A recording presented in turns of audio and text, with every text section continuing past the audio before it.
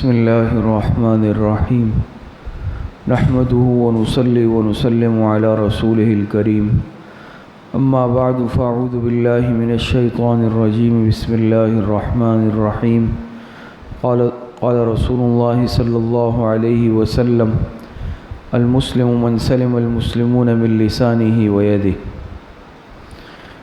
جناب رسول اللہ صلی اللہ علیہ وسلم کا ارشاد مبارک ہے، حقیقی مسلمان وہ ہے یا کامل مسلمان وہ ہے کہ جس کی زبان اور ہاتھ کے ایذا سے دوسرا مسلمان محفوظ رہے۔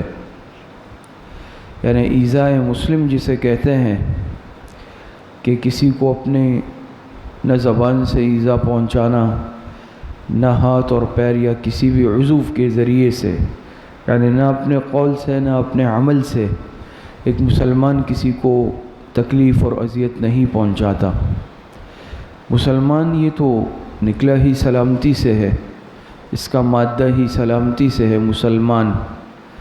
مسلمان کے معنی یہ اس کا مادہ جو ہے سلیمہ سلامتی والا ہے، مطلب اس کا یہ ہے کہ مسلمان ہوتا ہی سلامتی والا ہے، اور مسلمان سے نہ کسی کو جان کا خطرہ ہوتا ہے، نہ کسی کو اپنے مال کا خطرہ ہوتا ہے، نہ کسی کو اپنی عزت اور آبرو سے متعلق خطرہ ہوتا ہے۔ مسلمان کسی کو تکلیف نہیں دیتا، تو اسی لیے فرمایا المسلم من سلم المسلمون۔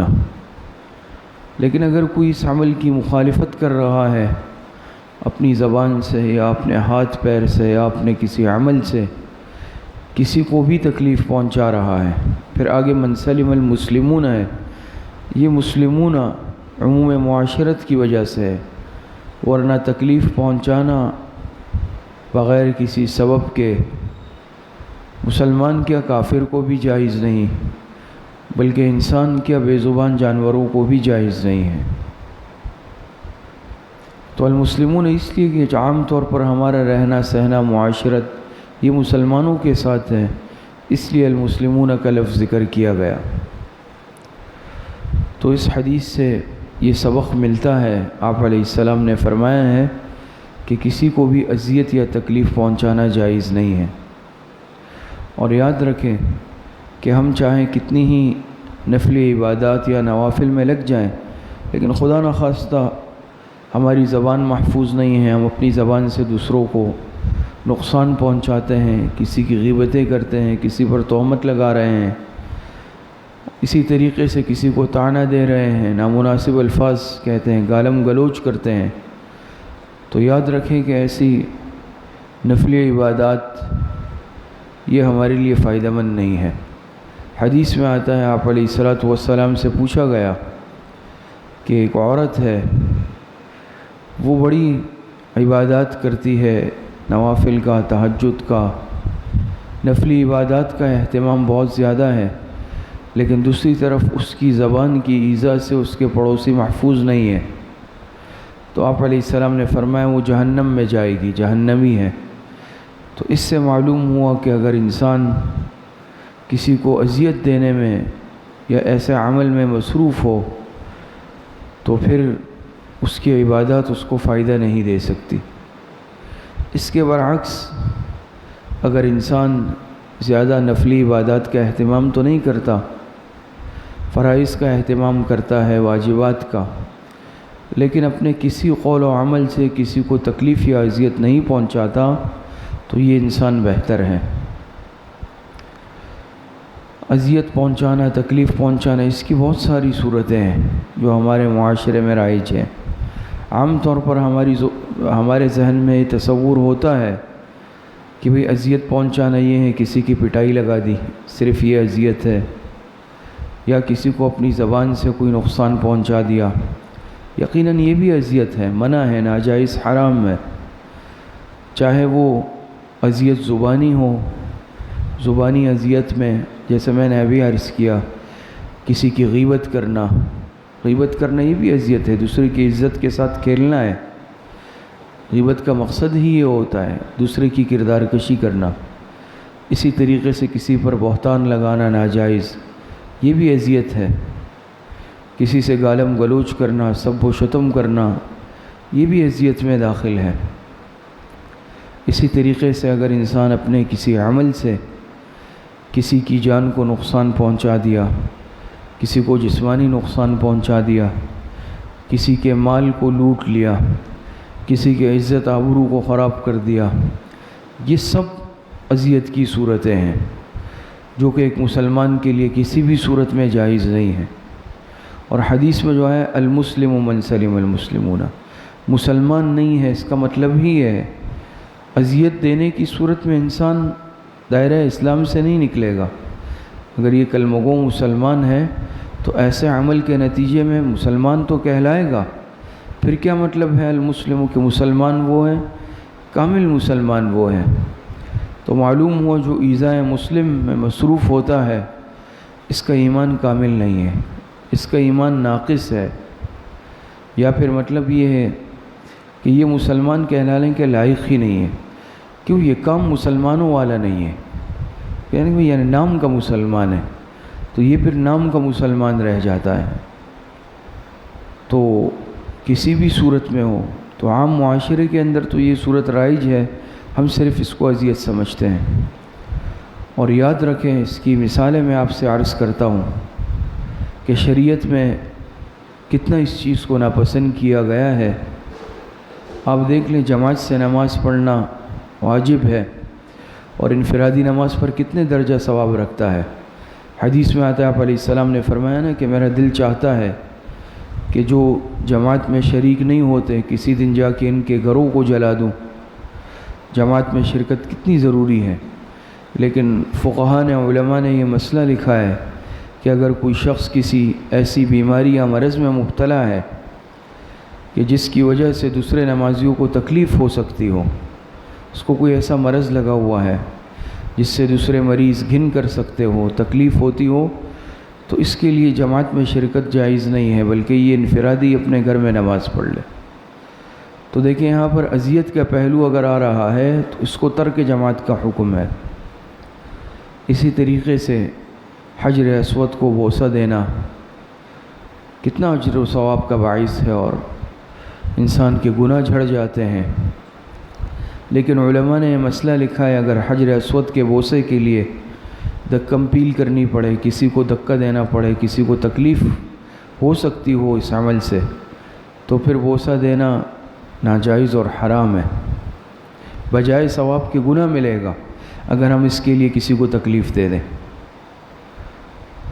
بات سمجھ میں آ رہی ہے؟ سلام کرنا باعث اجر و ثواب ہے، نیکیاں ملتی ہے، لیکن یہ مسائل تو آپ کو، ہم سب کو معلوم ہے کہ اگر کوئی تلاوت میں مشغول ہو تو سلام کرنا درست نہیں ہے، اس کی عبادت میں خلل آئے گا۔ اسی طریقے سے فقہاء نے یہاں تک لکھا ہے اگر کوئی ایسی مجلس میں ہے کہ وعظ و نصیحت کی مجلس میں مصروف ہے، دین کی بات کر رہا ہے، لوگ متوجہ ہو کر سن رہے ہیں، تو ایسی مجلس میں بھی بہتر یہ ہے انسان خاموشی سے بیٹھ جائے، اونچی آواز میں اجتماعی سلام نہ کرے۔ ایسا نہ ہو کہ توجہ سب کی بڑھ جائے، ذہن میں تشویش پیدا ہو جائے اس وقت۔ اسی طریقے سے اگر کوئی شخص کھانا کھا رہا ہے اس کو بھی سلام کرنا درست ہے۔ تو دیکھیں سلام کرنا باعث اجر و ثواب ہے، سنت ہے، لیکن بعض مواقع پر جہاں کسی کو ذہنی تکلیف بھی ہو سکتی ہے یا عبادت میں خلل آ سکتا ہے تو شریعت نے کہا کہ اب سلام کرنا درست نہیں ہے۔ یہ میں نے وہ چند اعمال، چند باتیں ذکر کی ہیں۔ اسی طریقے سے اگر کوئی سو رہا ہے، فقہاء نے لکھا اس کے قریب اونچی آواز سے تلاوت کرنا جائز نہیں ہے کہ اس کی نیند میں خلل آئے گی۔ تو دیکھیں تلاوت کرنا، حجر اسود کو بوسہ دینا، طواف کرنا، سلام کرنا، یہ سب عبادت ہے، سنت ہے، ثواب کے کام ہیں۔ لیکن جہاں کسی کو تکلیف کا، ان کاموں سے بھی اندیشہ ہو سکتا ہو یا تکلیف پہنچتی ہو، شریعت کہتی ہے کہ اب یہ عمل بھی روک دو، یہ کام بھی مت کرو۔ تو جب ایک ثواب کا کام، سنت کام یا مستحب کام، اس میں اگر کسی کے تکلیف کا اندیشہ بھی ہو، شریعت اس سے منع کر دیتی ہے، تو پھر ایسا عمل کرنا کہ جو صراحتاً ناجائز ہے، اس میں کوئی عبادت کا پہلو بھی نہ ہو، ثواب کا پہلو بھی نہ ہو۔ جیسے میں نے عرض کر دیا کہ گالم گلوچ ہے، فحش کلامی ہے، طعنہ زنی ہے، بہتان ترازی ہے، کسی پر ظلم و زیادتی کرنا ہے، کسی کے مال کو لوٹنا، یہ تو ویسے ہی ناجائز اور حرام ہے، تو یہ کیسے انسان کے لیے جائز ہو سکتے ہیں؟ یہ ساری صورتیں یاد رکھیں، یہ ایذاء مسلم میں داخل ہے۔ یہاں تک فقہاء نے لکھا کہ انسان اگر مسجد آئے، اس کو سنتیں پڑھنی ہیں، نوافل پڑھنے ہیں انفرادی طور پر، تو یہ ایسی جگہ کھڑا نہ ہو جہاں لوگوں کی گزرگاہ ہو۔ مثال کے طور پہ اب یہاں اگر کوئی ساتھی آ گیا، میں آخری صف میں کھڑا ہو گیا صحن میں، نیت اپنی باندھ لی کہ بھئی مجھے تو سنت پڑھنی ہے۔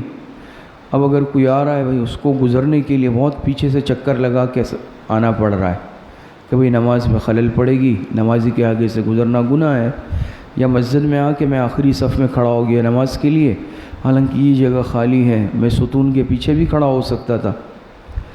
اس میں بعض حضرات بالکل خیال نہیں کرتے، اس چیز کی رعایت نہیں رکھتے۔ تو آپ دیکھیں نا، اس میں اب اگر نمازی آئیں گے، میرے اس ایک عمل کی وجہ سے کتنی تکلیف ہوگی۔ کسی کو آنا ہے تو اس کو پیچھے سے گزر کے آنا پڑے گا یا انتظار کرنا پڑے گا۔ میں نے دوسروں کو ذہنی اذیت میں ڈال دیا، تکلیف میں ڈال دیا۔ جائز نہیں ہے اس طرح کا عمل۔ جب یہ جائز نہیں ہے تو پھر یہ کہاں سے جائز ہو سکتا ہے کہ میں اپنی گاڑی لایا اور جہاں دل چاہے کھڑی کر دی؟ مثال عرض کر رہا ہوں، مسجد کے گیٹ کے آگے کھڑی کر دی، اسپتال کے گیٹ کے، کسی اور کے گھر کے گیٹ کے آگے، بے فکر ہو کے اپنے کام سے 1 گھنٹے 2 گھنٹے کے لیے چلا گیا۔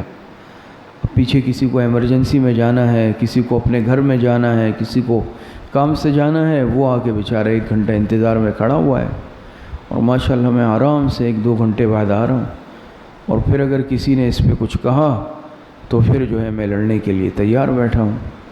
آج کے مسلمان کہ جو ہے یہ معمولات ہیں، یہ ساری ایذاء مسلم کے اندر داخل ہے۔ یہاں تک علماء نے لکھا، حضرت مفتی محمد شفیع صاحب رحمۃ اللہ علیہ فرماتے ہیں کہ یہاں تک کہ روزمرہ کے استعمال کی چیزوں کو اپنی یعنی جو اس کی مقررہ جگہ ہوتی ہے اس سے ہٹا کے رکھنا، یہ بھی ایذاء مسلم میں داخل ہے۔ کتنی باریک بات ہے۔ گھر میں تولیہ رکھنے کے لیے ایک جگہ مقرر ہے، ہر ایک کو معلوم ہے، جس کو ضرورت ہے وہ اس جگہ کے اس سے ہاتھ پہنچ رہا ہے۔ میں نے استعمال کر کے ادھر پھینک دیا ہے، کہیں اور رکھ دیا۔ اب جو گھر والے ہیں، جو افراد ہیں، ہر ایک ہاتھ دھونے کے بعد اس کو تلاش کرتا پھر رہا ہے۔ اسی طریقے سے بعض اور ضروری چیزیں، چابیاں ہوتی ہیں، اس کے لیے ایک جگہ مقرر ہے، لیکن میں نے کہیں اور لاپرواہی سے لا کے رکھ دی یا اپنی جیب میں لیا پھر رہا ہوں۔ اب وہ اجتماعی ہے، گھر کا ہر فرد اس کی تلاش میں ہے، میں نے ذہنی اذیت میں مبتلا کر دیا۔ تو یہ ذہنی اذیت نہیں ہے؟ ان چیزوں کو تو آج ہم کوئی سمجھتے ہی نہیں ہے کوئی جرم سرے سے۔ اسی طریقے سے یہاں تک فقہاء نے، علماء نے، ہمارے بزرگوں نے لکھا ہے کہ ٹیلی فون پر لمبی بات کرنا، مثال کے طور پہ اگر کسی نے فون کیا، کسی سے ضروری بات کرنی ہے یا طویل بات کرنی ہے، اب تو یہ نہیں ہے نا بھئی جس وقت کر لیا، جب دل چاہا کر لیا، اس کسی کے آرام کا وقت ہے، پھر یہ نہیں پوچھنا کہ آپ بھئی آرام تو نہیں کر رہے تھے، آپ مصروف تو نہیں ہیں۔ میں نے ڈائریکٹ جو ہے اپنی بات شروع کر دی، اپنی کہانی شروع کر دی، 1 گھنٹے تک میں لگا رہا۔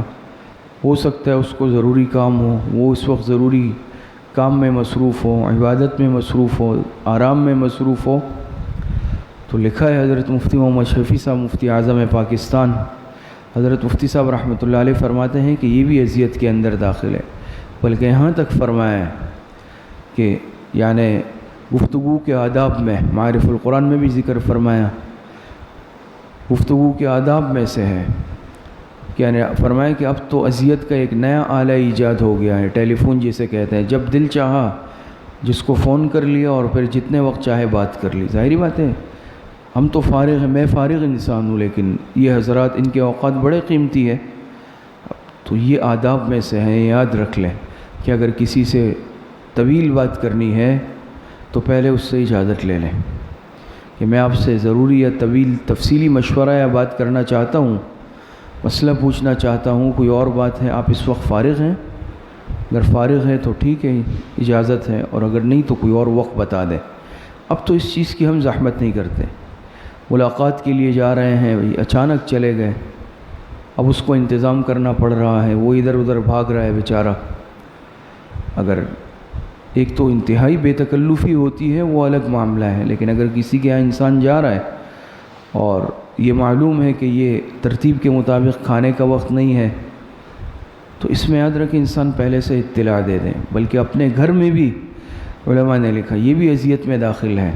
ترتیب ہوتی ہے نا بھئی اب گھر والے کھانے پہ انتظار کر رہے ہیں، اب مجھے کہیں اور دوست کے ساتھ کھانے پہ جانا پڑ گیا، تو یاد رکھیں یہ بھی آداب اور اخلاق کا تقاضا ہے کہ میں گھر میں اطلاع کر دوں۔ اب میں نے اطلاع بھی نہیں کی، بیوی بچے انتظار میں بیٹھے ہوئے اور میں چلا گیا، 2-3 گھنٹے بعد آ رہا ہوں، وہ انتظار میں پریشانی الگ ہے، تو یہ میں نے ان کو 1-2 گھنٹے کے لیے ذہنی اذیت میں ڈال دیا۔ لیکن میں اپنے آپ کو پہلی صف کا نمازی، عابد، زاہد، اس میں کوئی فرق نہیں آ رہا، یقیناً فرق آئے گا۔ کیوں؟ یہاں دوسری طرف میں کیا کر رہا ہوں، یعنی ایذاء مسلم میں شریک ہوں۔ حضرت حکیم الامت مولانا اشرف علی تھانوی رحمۃ اللہ علیہ نے لکھا ہے، فرماتے ہیں کہ اپنے یعنی ماتحت کو یا ملازم کو ایک وقت میں بیک وقت میں ایک کام سے زیادہ کا بھی مت کہو، اس کے ذہن پر اتنا بوجھ مت ڈالو کہ وہ پریشان ہو جائے۔ مثال کے طور میں نے کہا بھئی یہ کام کر لینا، اس سے فارغ ہو کے وہ کام کر لینا، اس سے فارغ ہو کے وہاں جانا، اس سے فارغ ہو کے یہ کر لینا۔ کام تو الگ کرنے ہیں، دوسرا ذہن میں الگ اس کو کہ بھئی کیا کیا کام کرنے ہیں، اس وقت میں یہ کرنا ہے۔ اب وہ ذہن پہ بوجھ آ گیا، وہ ذہن میں سنبھالنے کی کوشش کر رہا ہے۔ بلکہ فرمائیں کہ ایک کام کا کہہ دو، جب وہ کر لے فارغ ہو جائے پھر دوسرے کام کا، ایسا نہ ہو کہ بھئی اس کو ذہنی اذیت یا تکلیف ہو جائے۔ آج ان چیزوں کو ہم دیکھتے ہیں تو یاد رکھیں ساری کی ساری چھوٹی چھوٹی چیزیں ہیں، لیکن یہ سب کے سب کیا ہے، یہ بھی ایذاء مسلم میں داخل ہے۔